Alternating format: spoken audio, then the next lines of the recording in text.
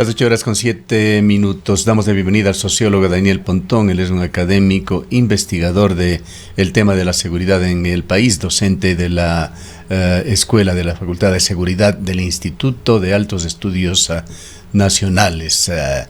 Quisiéramos en esta mañana, sociólogo Pontón, el tiempo de darle la bienvenida, revisar con usted cuál es el estado de situación en Ecuador aparentemente, y así se comenta, debido a la campaña electoral, aquellos crímenes de gran magnitud, masacres carcelarias, atentados gravísimos que se han dado en Ecuador, han disminuido en alguna medida, pero los niveles de criminalidad con diferentes tipos de delitos siguen vigentes. ¿Cuál es su evaluación? Bueno, saludo, Gustavo, agradeciendo igual su invitación y un saludo a la audiencia. Bueno, usted lo ha descrito bien, ¿no? La criminalidad sigue su rumbo, ¿no? Es inmune a las situaciones políticas, a las vaivenes de la dinámica social, económica, política de un país, ¿no? Porque tiene vida propia, siempre ha sostenido lo mismo. Aquellos que pretendieron vincular la ola delincuencial que vive el país con intereses políticos, que ha sido fraguado por alguien, de alguna otra forma demuestra una carencia de perspectiva de las cosas, ¿no? Esto es un fenómeno social que claramente ha tenido ribetes de agravarse constantemente, de ser un proceso de agravamiento y cada vez mucho más penetrante la estructura social, y donde ya no perdona nada, ¿no? Ahorita estaba viendo el relato suyo sobre jóvenes, ¿no? Que han sido secuestrados en esta modalidad de secuestro express, el secuestro temporal con fines extorsivos, y en ciudades como Cuenca, que siempre había sido una ciudad que tenía índices de inseguridad inclusive frente al resto del país mucho más bajos, ¿no? Entonces el problema ya es mucho más generalizado y me parece que ese es el problema que estamos viviendo actualmente, es decir, un problema de un fenómeno que está instalado en la sociedad con claros ribetes de agravamiento y una coyuntura política muy poco favorable para atender este problema, ¿no? Merece un diagnóstico también esa actitud de los ciudadanos de cuando no se trata de un crimen extremadamente grave, con pérdida de vidas, etcétera. En muchísimos casos no denuncian formalmente a las autoridades. Bueno, ese es un tema, yo lo escuché ahorita, me llamó la atención, debería hacerse una investigación, no sé por parte de quién, de pronto de la policía, de la misma fiscalía, respecto a por qué no se están denunciando esos crímenes. Eso es un síntoma de algo, ¿no? No solo creo que sea apatía, no solo creo que sea un tema de, bueno, que la gente ya se acostumbró al tema y por lo tanto, por la poca eficacia que tiene la justicia no denuncia. Puede haber otro tipo de situaciones, ¿no? Que puede complicar aún mucho más la cosa, ¿no? Y eso me parece que sería el motivo de una investigación, porque no es esos crímenes, por lo general, esos delitos, siempre tendrían un nivel alto de denuncia. Yo lo puedo ratificar eso por mi experiencia que tengo en el ámbito de la estadística criminal, pero sí me sorprende que no se denuncie actualmente, porque no es un delito menor, es un delito que tiene afectaciones psicológicas muy fuertes, situaciones económicas y una serie de temas que se relacionan que son bastante complicados, ¿no? Por lo tanto, yo no creo que eso es algo que deberíamos pasarlo por alto. Ahora, en el tema de este delito del secuestro, hay alarmas. Acabábamos de señalar también este dato que daba la UNACE sobre el incremento que se ha dado en Ecuador con respecto a este tipo de crimen, que es cada vez más frecuente. Hemos visto escenas estremecedoras que se dan en la zona de Guayaquil, en Durán. Acaba de revelarse la liberación de un empresario por quien se pedía $100,000 y pasó por una verdadera odisea, un infierno durante su secuestro. Hace pocos meses hubo el caso también de un ciudadano ecuatoriano que vino, residente en Nueva York, que vino por unas vacaciones a Ecuador. Regresó sin varios dedos de sus manos tras haber sido objeto de un secuestro. Crímenes de lesa humanidad gravísimos que se funden, se diluyen entre la decena de noticias de Crónica Roja que diariamente se dan en los distintos puntos del país. ¿Cómo está este tema de los secuestros en Ecuador, que la UNACE dice se han incrementado en un 350% en lo que va este año, el 2023? A ver, es una práctica. Lo que estamos viendo ahorita es hay dos tipos de modalidades de secuestros, ¿no? Este secuestro extorsivo, que usted lo acaba de revelar con fines que tiene características mucho más de oportunidad, es decir, no hay una percepción, digamos, planificada con mucha anterioridad del perfil de la víctima, sino que a veces se actúa en función de la oportunidad, ¿no? El contexto, etcétera, etcétera, una serie de factores que confluyen ahí en ese tema, y lo que son los secuestros por otro tipo de índole, ¿no? En ese tema la UNACE ha sido bastante efectiva en saber resolver. Lo que estamos aquí viviendo es una ola del secuestro, de modalidad de secuestro extorsivo, este secuestro que tiene un fin económico, y ese me parece que es algo que es un fenómeno que ciertamente ha despuntado. La pregunta es ¿por qué ha despuntado estos tiempos? Y eso yo creo que es parte de una lógica, de una reproducción económica del crimen, que ha encontrado que en este tipo de prácticas tiene una capacidad de reproducción de su economía, ¿no? Entonces me parece que ahí hay una situación que no se ha podido identificar con suficiencia. Me parece que ahí hay una situación que me parece que no tiene una aproximación directa de lo que está pasando en la realidad. Y hay gente que establece que esto producto de, por ejemplo, de que las bandas criminales actualmente ya no tienen, como el presidente, ¿no? El presidente lo ha dicho, que ya no tienen capacidad de incluir ingresos por el tema del narcotráfico. Y se han pasado a este tipo de modalidad. Yo creo que es más bien un tema que demuestra hasta cierto punto que muchos grupos criminales, muchas personas en este país que se dedican a la actividad criminal, encontraron ahí un nicho de oportunidad de reproducción de la economía, y me parece que eso es algo que no se puede pasar por alto, ¿no? Yo lo que no he visto es una capacidad del gobierno de reaccionar frente a este tema, de parar en seco esto, y me parece que eso es lo lamentable, ¿no? Estamos frente a una total indefensión frente al asunto, ¿no? Ahora se repite esto que parece ser una constante. La UNACE, dentro de su informe, advierte también que hay una cifra importante de subregistros. Dice concretamente de que muchas víctimas no denuncian incluso este otro caso o este otro tipo de secuestros mucho más graves. A ver, ¿por qué otra persona no denuncia, Gustavo? Esa es una pregunta que nos debemos hacer. ¿Por qué no denuncia la gente? ¿Ya? Primero porque el monto del robo es tan bajo que de pronto ir a denunciar le cuesta más. Es un tema de costo-beneficio, ¿no?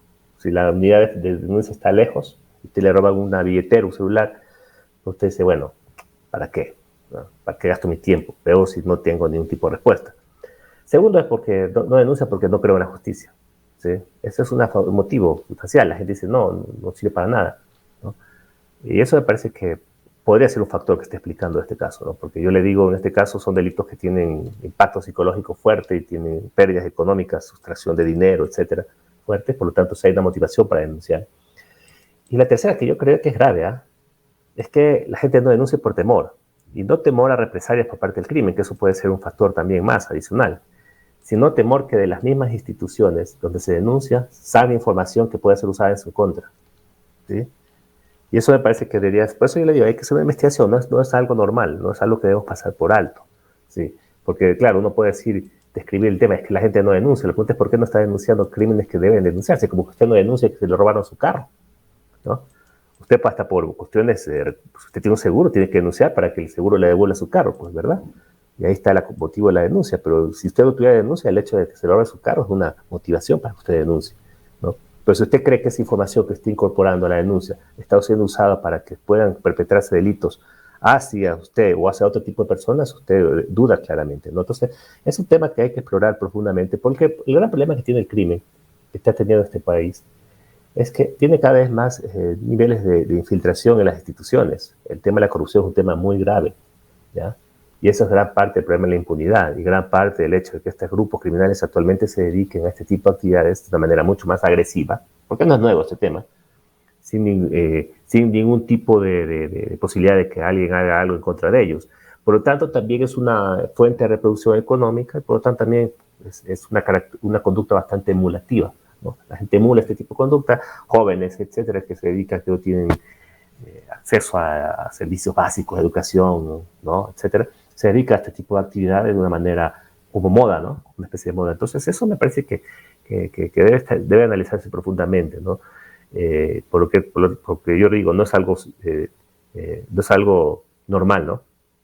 Bien, pasando la hoja, yéndonos a otro tema, dentro del mismo tema de seguridad, el caso más relevante de un crimen en Ecuador es el de Fernando Villavicencio, sigue siéndolo.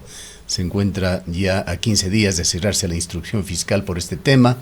Se dijo que el Buró Federal de Investigaciones de FBI de los Estados Unidos estaba colaborando con el gobierno ecuatoriano, pero muy poca información se ha vertido. El día de ayer hubo una información importante que trascendió desde la Fiscalía con respecto a una declaración que se debía tomar al capitán retirado del ejército Diego Vallejo, quien en los inicios del gobierno de Rafael Correa estuvo involucrado también en seguridad, luego rompió con este partido de gobierno y se declaró incluso un perseguido político. Él vive en los Estados Unidos. No voy a repetirle, seguramente usted escuchó las declaraciones de Vallejo, que se resumen en que tendría información importante en su teléfono celular y que quiere ponerlo a órdenes de la Fiscalía, que además está ya en contacto con el FBI. La pregunta que le hago a usted, como conocedor de estos temas de seguridad de las organizaciones ecuatorianas, incluso de los actores como Diego Vallejo, ¿qué grado de credibilidad, de qué importancia pueden tener estas declaraciones hechas públicas por el capitán Diego Vallejo? No he escuchado, le soy sincero, las declaraciones. Todo el día de ayer, un día complicado, estuve un poco alejado de lo que es la noticia criminal, etcétera, y no, bueno, en general la noticia, ¿no? Pero bueno, en este momento van a nacer una serie de gente que va, digamos, siempre va a haber el principal enemigo de estos cuando se investigan estos casos, ¿no? De resolver estos casos, son los oportunistas, ¿no? Y me parece que no quiero calificar al señor Vallejo en esos términos, me parece que habría que darle credibilidad en algunas situaciones, pero me parece que también hay este riesgo de que siempre hay gente que va a aprovechar la coyuntura para sacar partido, etcétera, etcétera, ¿no? Yo creo que eso se debe dar un tratamiento muy delicado a lo que él está diciendo, ¿ya? Se le debe dar una posibilidad de aceptar ese tipo de declaración como una denuncia y dar una investigación profunda y evitar que detrás de esto existan intereses que busquen desviar la atención a otros temas, ¿no? Ese es el principal riesgo que estamos teniendo. Y esta es la razón por la que le preguntaba, pues le cito una sola parte que es textual de las declaraciones públicas hechas por Vallejo. Dice: solicito que de manera urgente se recepte mi versión por cuanto información que se encuentra en mi teléfono móvil existe una llamada telefónica registrada de personas vinculadas. Hasta allí la cita textual, pero él hace saber también de que se tratan de estas personas vinculadas a un ministro del Interior del correísmo. Eso es lo que he expresado. Podría ser, sí, yo le digo, o sea, no, o sea, eso debe ser tratado con un suficiente profesionalismo. El problema ahorita estamos en un contexto político, en una contienda política, Gustavo. Eso tengo que también ver. Hay mucha polarización, ¿no? Frente al tema político, hay mucha incertidumbre, hay mucho en juego, ¿sí? Y el problema es ese, ¿no? Esperaría yo que la investigación de la Fiscalía pueda prevalecer frente a este tipo de contienda y anticipar así que hay vínculos de un ministro del Interior, etcétera. Siempre puede ser llevado al plano de la especulación, del oportunismo, ¿no? Por tanto, yo yo creo que ese es el principal problema que estamos enfrentando frente a este tema. Yo esperaría que la investigación del crimen de Fernando Villavicencio prevalezca frente a eso. Y hubiera sido bueno que esta coyuntura pase, ¿no? Porque lastimosamente eso es lo que genera la distorsión que puede haber frente a ello, ¿no? Y eventualmente, si es que fuera cierta esa denuncia, que pueda prevalecer en el tiempo, ¿no? Porque si es que es cierto lo que él dice, pues ahí abre una pista, ¿no? Pero que esa pista no se disipe cuando realmente las aguas políticas de la marea política, Claro. la tormenta política pasen, ¿no? Claro, quizá la Porque, diferencia entre lo que ha señalado Vallejo y tantas cosas que se reproducen diariamente en las redes sociales es el hecho de que él está refiriéndose a la Fiscalía General del Estado. No es un comentario más en redes sociales. Él debía comparecer el día de ayer a una declaración y pidió una postergación explicando ciertas circunstancias, incluso su relación con agentes del FBI para entregar esta información, lo cual le da un tanto más, diríamos, de solidez o razones para investigar realmente qué está pasando allí. puede ser, Fernando. Gustavo, yo le digo, yo tengo una percepción muy genérica del tema, no he estado al tanto de la noticia. Le disculpe si no omito algún tema que se me escape, alguna característica contextual que le pueda dar mayor comentario a esa postura, pero yo tengo una percepción general frente al tema, ¿no? Entonces, tal vez me eximo de opinar frente a esa situación por carecer de elementos, ¿no? Bien, vayamos con último tema. Una de las facetas más delicadas también del tema de la seguridad en Ecuador fueron las masacres carcelarias. 500 personas que fueron asesinadas cuando se encontraban bajo custodia del Estado, detenidos por distintas razones.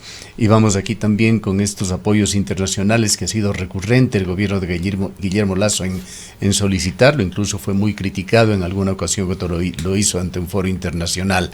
Ha vuelto a hablar a Guillermo Lasso del tema de la seguridad en este viaje, señalando que no es un problema exclusivo de Ecuador, que es un problema de la comunidad internacional.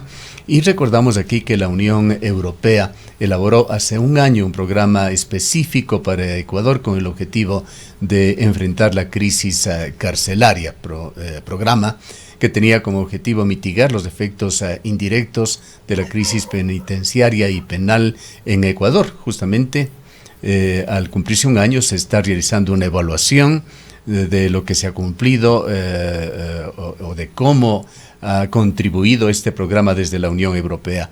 ¿Qué sabe usted sobre este tema? Pues el tema de las cárceles en el último año aún ha continuado siendo muy escabroso. Guillermo Lasso es un zombie, querido Gustavo. Perdón que le diga así con tanta franqueza y tan dureza, ¿no? Tanta dureza. Me parece que es un zombie, ¿no?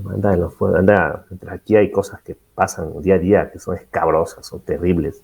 El señor está en las Naciones Unidas, en Estados Unidos, hablando cualquier cosa, haciéndose premiar, diciendo cosas que no tienen sentido, ¿no? A veces tratando de decir que no es un problema solo del Ecuador, ¿no? Sí, ya lo sabemos, ¿no? Que no es un problema solo del Ecuador, pero el problema es cómo esto ha crecido de una forma tan agresiva en el Ecuador, cuando claramente nunca hemos tenido ese tipo de niveles de seguridad, ¿no?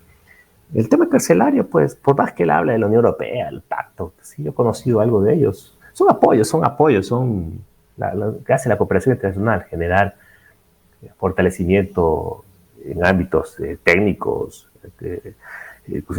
logísticos, financieros, puede haber en muchos casos, pero no es el centro del problema, ¿no? Aquí es un problema de decisión gubernamental. El tema carcelario sigue siendo un desastre porque el gobierno no ha decidido intervenir como debe intervenir, ¿no? Aquí hay dos estrategias para el tema de parar la crisis penitenciaria, y no por eso quiere decir que vamos a hacer de los centros penitenciarios que tienen los países escandinavos. No se le está pidiendo eso, no sería injusto, ¿no? Porque obviamente hay décadas de retraso frente a eso, ¿no? Estamos en una sociedad muy distinta. Pero lo que hemos visto son que las masacres, hace 2 meses tuvimos una masacre, a pesar que pensábamos que se iba a parar, ¿no? Y esa masacre se da básicamente por 2 factores, que son en todas las situaciones de seguridad, en toda planificación de seguridad se generan como estrategias, ¿no? El control de armas y el control de comunicaciones, ¿no? Y poder parar en seco cuando cuando la inteligencia se determine que hay una presunta crisis, conflicto o contienda entre bandas criminales, ¿no? Y el gobierno no ha sido capaz de parar eso. Entonces, por más usted que venga a toda la cooperación y por más que le vengan a hacer barra al exterior, si usted no toma decisiones frente a eso, es un fracaso absoluto, ¿no? Por tanto, señor, me parece que está buscando lavar su imagen la imagen tan deteriorada que tiene, la poca imagen con este tipo de acciones que no sé si le ayuden finalmente, porque para mí, desde mi punto de ver, parece un muerto, un zombie, ¿no? Siendo parte del problema, como usted lo describe, sociólogo Pontón, el gobierno nacional, el gobierno de Guillermo Lasso, ¿Qué conclusiones ha sacado usted de aquello que han expresado desde la campaña de primera vuelta y sobre todo luego ya en la campaña de segunda vuelta las dos campañas presidenciales? ¿Qué es lo que han dicho? ¿Cómo se ve estas propuestas sobre seguridad en un próximo gobierno? O sea, lastimosamente ese es el problema, ¿no? La situación política no es favorable porque vivimos en una campaña que la gente está preocupada de esos temas, mientras el crimen sigue persistiendo, el gobierno parece estar en off, ¿no? Y yo personalmente no veo nada atractivo, ¿no? Salvo lo que yo no veo son propuestas integrales del problema, ¿no? Por parte de los dos candidatos, apunta más bien a situaciones específicas, ¿no? Por ejemplo, promover acciones sobre barcazas, reformas. O sea, yo, por ejemplo, el señor Novoa dice que va a ser una consulta popular, pero no, sobre temas de reforma de seguridad y justicia, pero no dice de qué. ¿Cuál es el punto? Entonces, una consulta popular tiene que saber dónde pegar, ¿no? ¿Qué va a pegar y qué va a reformar? Pero si dice, voy a hacer una consulta y después me invento los temas, o sea, estamos tergiversando terriblemente. Ya vimos cómo le fue a Guillermo Lasso con ese tipo de perspectiva, ese tipo de práctica. Y la señora González, que básicamente pasaba diciendo que todo se ha hecho ya. Y yo lo que digo es cómo va a enfrentar a una nueva mafia, a una nueva situación de seguridad que vive el país. Algo ha dicho que es interesante respecto a la depuración de las Fuerzas Armadas y Policías, pero eso es un tema que hay que todavía ir dilucidando porque claramente también podría generar algún tipo de crisis política, porque no es fácil ese tipo de acciones por parte de un gobierno, ¿no? Entonces me parece que podría abrir una situación expectante interesante, pero bueno, todavía falta mucho para eso, ¿no? Bien, le agradecemos a sociólogo Pontón por habernos atendido. Bueno, gracias. Hasta luego, Gustavo. Declaraciones del sociólogo Daniel Pontón, docente de la Escuela de Seguridad del IAEN.